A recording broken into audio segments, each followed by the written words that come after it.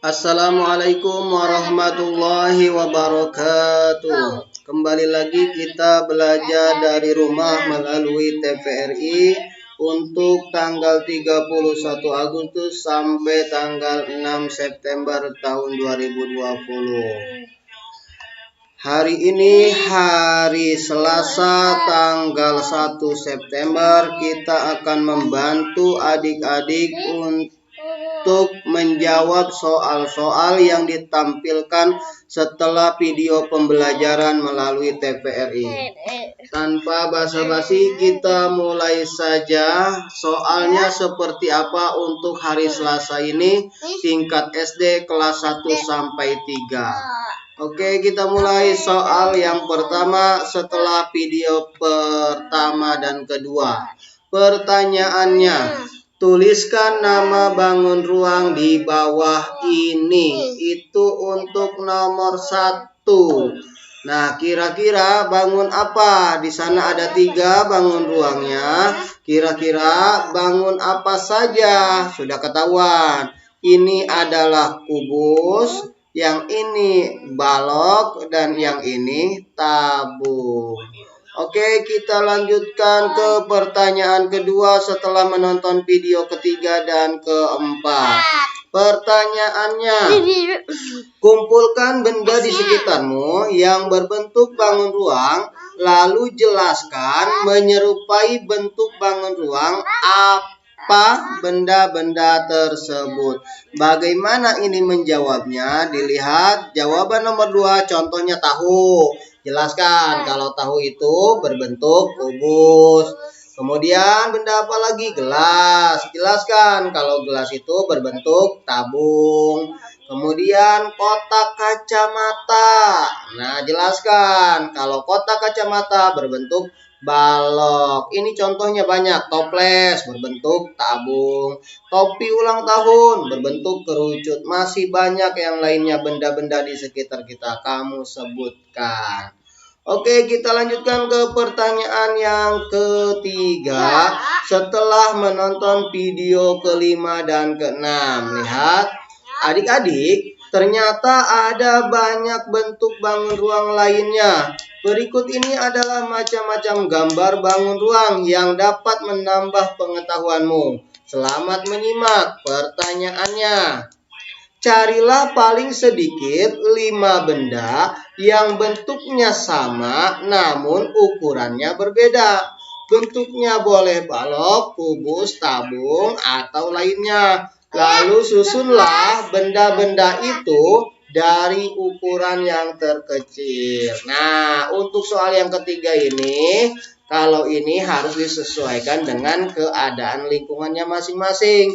Benda apa saja yang ada di lingkungannya atau di sekitarnya. Jadi, untuk soal nomor 3 ini, orang tua harus memandu anaknya untuk mengurutkan benda dari yang terkecil setelah dikumpulkan. Oke, mungkin itu untuk SD tingkat kelas 1 sampai 3. Kita lanjutkan untuk kelas 4 sampai 6-nya. Hari Selasa ini pertanyaannya kira-kira seperti apa? Kita langsung saja lihat. Nomor 1 setelah menonton video ke-1 dan kedua. Buatlah dalam bentuk diagram proses pencernaan manusia dan jelaskan dengan kata-kata sendiri bagaimana alur perjalanan makanan dari rongga mulut hingga keluar melalui anus. Wah, ini mantap. Kira-kira jawabannya contohnya seperti ini.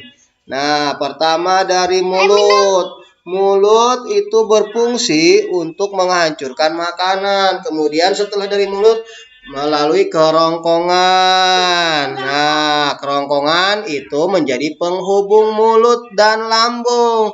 Baru setelah itu lambung. Nah, dalam lambung ini makanan dicampur dengan enzim dan asam untuk proses pencernaan. Kemudian langsung ke usus halus. Usus halus ini menyerap sebagian besar nutrisi yang ada pada makanan. Setelah dari usus halus ke usus besar. Usus besar menyerap air dari sisa pencernaan. Baru setelah itu ke anus. Anus mengeluarkan sisa pencernaan. Kira-kira itu jawaban untuk pertanyaan yang ke-1. Kita lanjutkan pertanyaan yang kedua setelah menonton video ketiga dan keempat. Seperti yang kamu ketahui, saat ini banyak sekali jenis makanan cepat saji. Menurut kamu, apakah makanan cepat saji tidak baik untuk tubuh? Lalu, apa akibatnya jika terlalu banyak mengkonsumsi makanan cepat saji?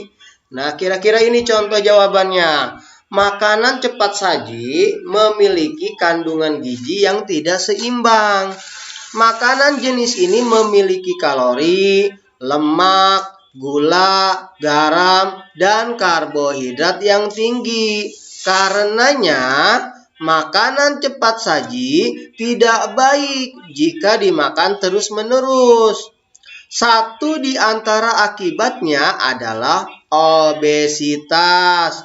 Tak hanya itu, makanan ini juga bisa menyebabkan gangguan pencernaan, apalagi kandungan seratnya sangat minim. Kira-kira itulah contoh jawabannya. Kita langsung soal yang ketiga yang terakhir. Tuliskan pendapatmu bagaimana cara menjaga organ pencernaan kita agar tetap sehat dan tidak mengalami gangguan. Nah, bagaimana caranya? Kita lihat cara menjawabnya kira-kira seperti ini. Agar organ pencernaan tetap sehat, kita harus makan makanan dengan gizi yang seimbang.